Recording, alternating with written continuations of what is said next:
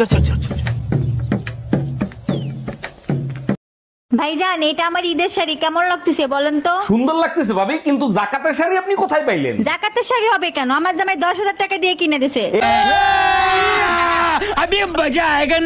এইবার বুঝতে পারছি ভাই এমপি সাহেবের বাসার সামনে কি করে। আজ বান্দরের বাচ্চা বাসায় আসুক। আর মাংস দেবো?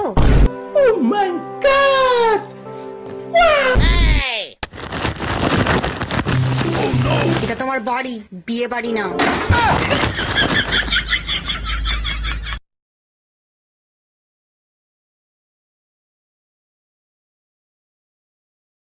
ভাইজান, আপনি কি বাজারের দিকে যাচ্ছেন নাকি? জি ভাবি, বাজারের দিকে যাচ্ছে, আপনার কিছু লাগবে? তাইলে এক কাজ করেন, আসার সময় আমার জন্য বড় একটা দুধের প্যাকেট নিয়ে আসেন। আপনি শুধু আপনার সাইজটা বলেন, আমি নিয়ে আসবো। আমি গরুর দুধের বড় প্যাকেট আনতে বলছি।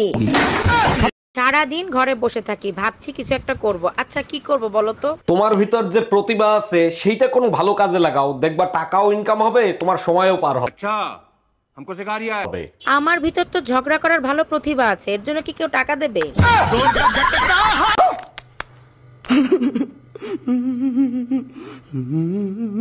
অরুণ ভাই, আমার জামাই বুড়া হলে হবে কি দেখছেন? ভ্যালেন্টাইন ডে তে আইফোন কিনা দিছিল। বলেন কি ভাবি, তাই নাকি? আইফোনের চার্জার কিন্তু আলাদা কিনতে হয়। আমার কাছে একটা চার্জার আছে, ওইটা দিয়ে চেক করে দেখবো চার্জ হয় কিনা। চার্জার ঢুকাই দেখতে পারেন, যদি ফোন ভাইব্রেট করে তাহলে মনে করবেন চার্জ হচ্ছে, আর যদি ভাইব্রেট না করে তাহলে মনে করবেন আপনার জামাইয়ের মতো অবস্থা।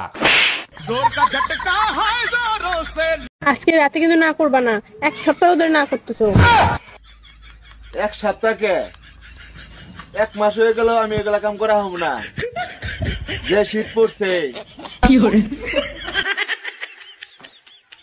তোমারে বিয়ে করে স্কুলের ঘন্টা হয়ে গেছি, প্রতি ঘন্টায় ঘন্টায় শুধু বাজাও। আচ্ছা, সত্যি করে একটা কথা বলবা, তুমি বিয়ে করছিলা কেন? ছোটবেলা থেকেই স্বপ্ন ছিল বিয়ে করব, আর তুমি বিয়ে করছিলে কেন?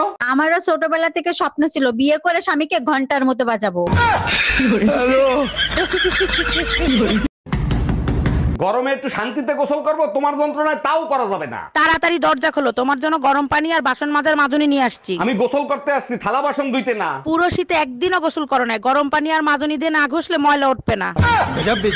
ঘুম থেকে উঠেই মোবাইল চালানো শুরু করছো, তোমাকে দেখে ছেলে কি শিখবে? আচ্ছা ঠিক আছে, এই যে ফোন রেখে দিলাম। আশেপাশের ভাবিদের দেখা বন্ধ করো, ছেলে তোমাকে দেখে কি শিখবে? এক মিনিট। আচ্ছা বাবা, তুমি বলো এই পর্যন্ত তুমি আমাকে দেখে কি শিখছো? তোমাকে দেখে এটাই শিখেছি, জীবন আর দায় করে বিয়ে করবো না কোনোদিন।